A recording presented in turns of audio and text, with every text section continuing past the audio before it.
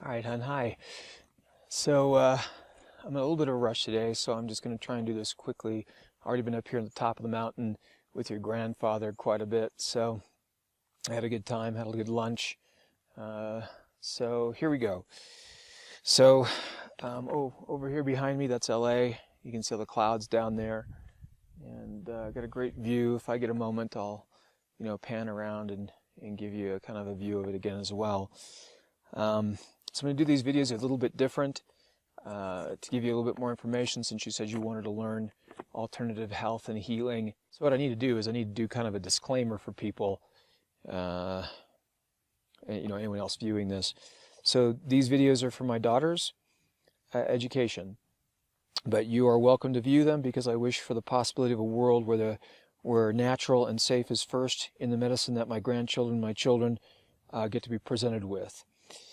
The world currently faces a medical crisis, where our medicine is many times more the danger than the help for us in a great majority of our health issues. So the crisis is not that we don't have access to health care, it is that the health care that we have access to does not consider that there is no medicine without safety first. You're reviewing my education for my children, my grandchildren, not medical advice for you or anyone else. Anything you use, whether mentioned in our videos or not, is your choice and your responsibility, as it should be in any circumstance with anyone's information. It's your choice. It's your responsibility. So, hon, this disclaimer jumps us right into the observable natural phenomenon of life, health, and healing, or what I'm asserting is a living physical law that I dedicated to you in the previous video. One of the predictions, which we must pay attention to actually, is what I call remedy by harm. This is a rather intense as a prediction, but it's also very fundamental. If you don't understand this, then being a health practitioner for yourself or anyone else is extremely limited. This is a description of exactly how our medicine and how our food industry is currently just failing us, the majority of us, and in most instances directly causes our ill health. It is also a description of where you can trust your body to tell you exactly what is harmful to you without question. So, remember, the short version of your living physical law is, as life, we only respond to what we feel is most immediately life-threatening. Remember, I used the example of the bear chasing us and then we run off, forgetting the camp stove and leave it on. We're not going to turn off the flame to prevent a forest fire. That might happen in the future when we're fleeing from what we perceive as an attack right now. We only pay attention to what we feel is most immediately life-threatening. Kind of a lame example because bears don't actually chase us or people unless it's over, food or protecting their cub or something, but there's always a reason. But people seem to fear nature, and they can get the feeling of this, I guess. Bears and mountain lions, of course, actually live right here where I'm at right now, and I've never been threatened by any living creature here in over 50 years of my life, and not even a rattlesnake that I've come upon have ever threatened me. So, let me show you in practice how a remedy by harm may look. Say I have a client who comes in and they have a pain, and I recommend a homeopathic remedy. Now, I've never recommended a remedy just for a single symptom like that, but it's an example. So let's say the person purchases it from a health food store and uses it at home. Then they call me later and they tell me how great it is helping their pain. But immediately after praising the remedy, they ask me if I can now help them with this new affliction, which is bothering them, like a cold, a flu, a new injury, something like that. As a practitioner, I have to pause here, knowing this living physical law, how we only respond to what we feel is most immediately life-threatening. I have to inform my client how the remedy is not helping them with their pain. It is the new affliction that is more immediately life-threatening to them and that has distracted them from their pain. This new affliction is what I'm describing as a remedy by harm. The cold, flu, new injury is more immediately life-threatening to them at the moment, and their body will not pay attention to the pain anymore. It has left the stove on, basically, while they're running from the immediate threat of the bear. You could also say the body has been distracted by something more harmful to it, and while that greater threat is persistent, then the response to the lesser threat is not happening. It's kind of like the old joke, how to cure your headache. you hit your toe with a hammer real hard. Of course, it's a kind of a vicious way to solve that problem, isn't it? Okay, so I hope that's clear.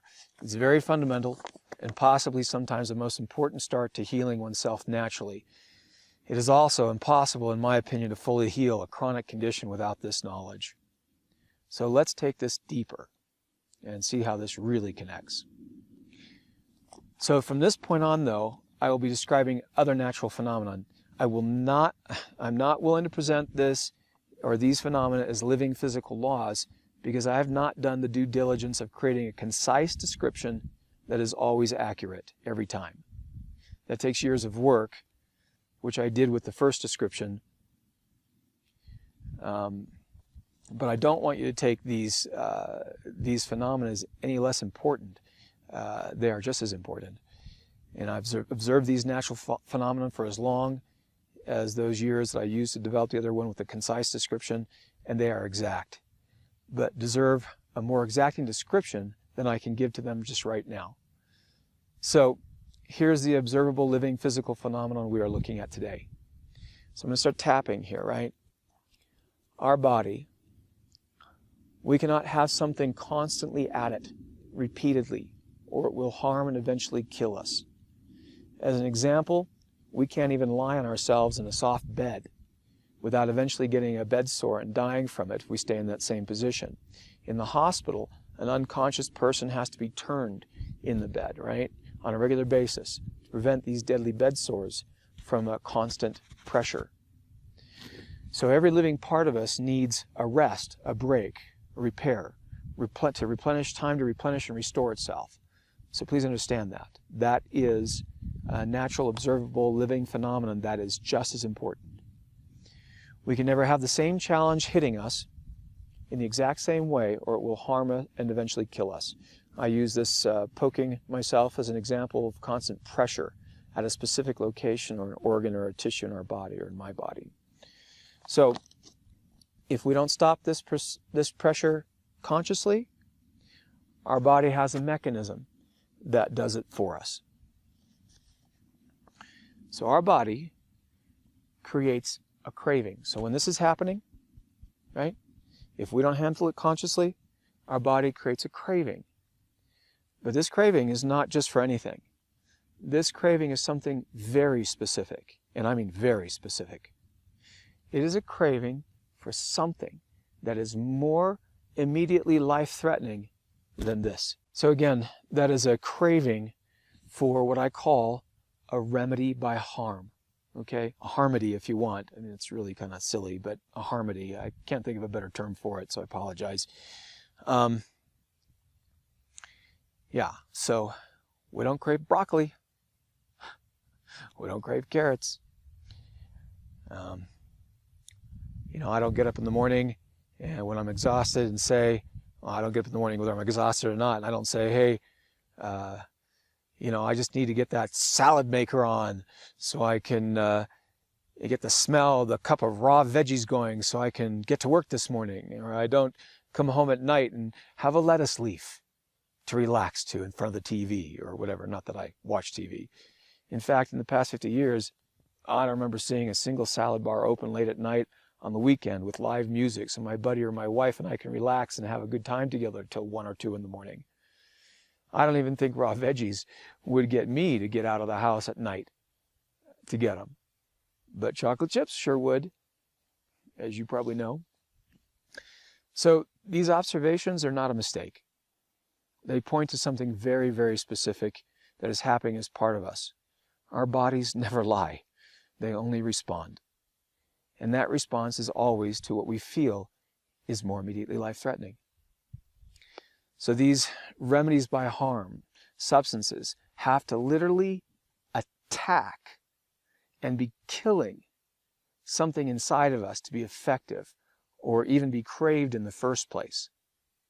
So what I've noticed is that they seem to attack where we are most vulnerable already. So these weak areas, they can sometimes be recognized in us as maybe a chronic inflammation, an old injury that never fully recovers, or even a genetic vulnerability passed down in our family. Basically, this process is what creates a very high majority of our chronic illnesses today. This process of feeling the pain or emotion or whatever that we don't handle consciously, so our body has to deal with it for us by creating a craving. And again, that craving is for something that is always more immediately life-threatening to us than this in the first place. So that this gets a relaxed response. Our bodies stop responding to it. And then that repeats over and over again until the area that's being attacked by what we crave then creates pathology, because it's being constantly wounded, never gets to heal. All right? I can't say that this is, how all our chronic diseases develop, of course, because there are things like congenital issues, injuries, and even things I haven't even looked at yet as a practitioner. But most of the devastating issues that we face commonly in our society today, like, heart disease, diabetes, cancer, autoimmune disorders, definitely autoimmune disorders, these are. And some of the most painful and miserable conditions, like arthritis or allergies or repeated infections, are precursor symptomatology to the severe pathology that will develop in the future if allowed to continue in this cycle, this repetitive same cycle over and over again. I hope I didn't lose you in that, in the terminology or the jargon, so I'm sorry if I did. Okay, so now, if you ever wanted to understand the direct mind-body relationship, here it is. I hate that terminology, mind-body relationship, though, personally, because they're not separate. They're the same. There's no separation.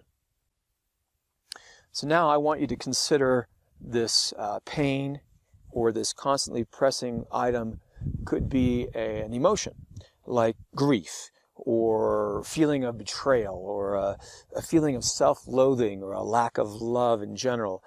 These things don't leave us easily, and they repeatedly return to us, if there's something that's part of us. And I don't know a human being that I've ever met that doesn't have that. It's quite possible, but I've never not seen somebody have these deeper feelings that constantly return to them, especially when they're tired. So these feelings, though, they're chemicals, they're maybe hormones, they're neurological responses, coursing through us. Anyway, they're a response from our organs, our tissues, our body, because we're not separate from our mind. So there's something moving, chemicals coursing, and they need a break. You can't repeatedly use the same chemical over and over expressed from an organ or tissue without giving it a rest, or it'll die. It won't have that ability anymore. It'll lose it. It'll be damaged. So the body knows this, right? The body just responds to this, and it needs a break. So if we can't learn to do this break consciously, then our body does it with the remedy by harm that we just described. Again, our bodies don't lie. They just respond to what we feel is most immediately life-threatening. And we call the most severe remedies by harm, the most obvious ones, things like drug or alcohol abuse. Of course, the abuse is not to the substance. You can't abuse a substance it doesn't feel, it's not living. But it is to us. It's to what is living. That's where the abuse is. You can't abuse a substance. So the lesser abusers are substances like coffee, sugar, milk products, wheat products. The milk products in this country, I'm sure maybe not everywhere in the world they're bad, but in this country they are. Chocolate, etc. Things that we crave on a regular basis or we really, really like. But they aren't recognized as abuses because they don't disrupt other people's lives. We can still function with using them until we get to that certain point where they become too much. But they do destroy us eventually, and they are direct causes of things like chronic illnesses, from what I've found by far. So here's the not fun specific science part that we'll just put it out there, just straightforward, that nobody wants to hear usually. All cravings that are repetitive are our specific remedy by harm. That means somehow the things that we seem to like or use the most are definitely harmful for us. It is not just that they might seem that way. They are. And indeed, that is what I found in practice with helping people heal themselves when other practitioners are both, from both mainstream and alternative where they've failed.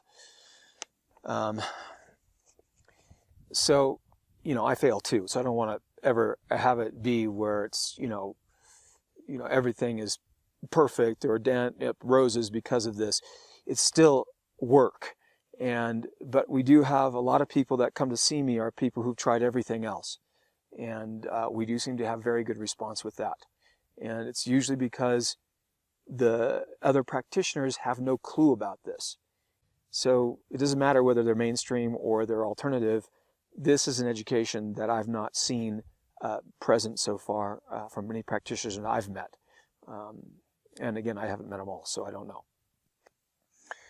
So doctors want you to be happy with them. In fact, all healthcare practitioners want you to feel good in every way.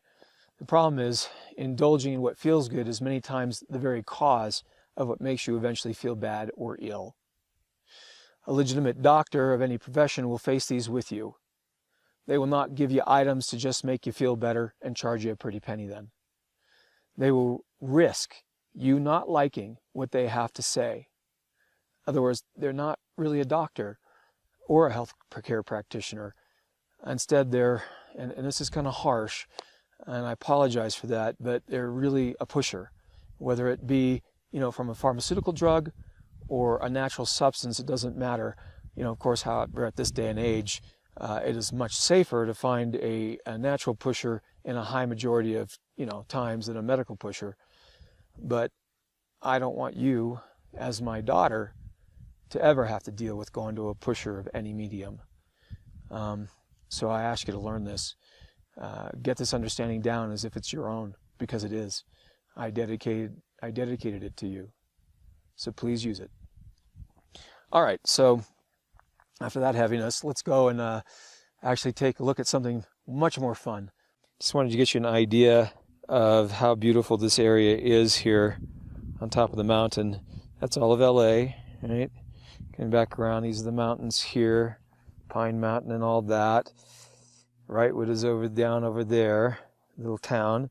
And then this is Antelope Valley on the Victorville side, right?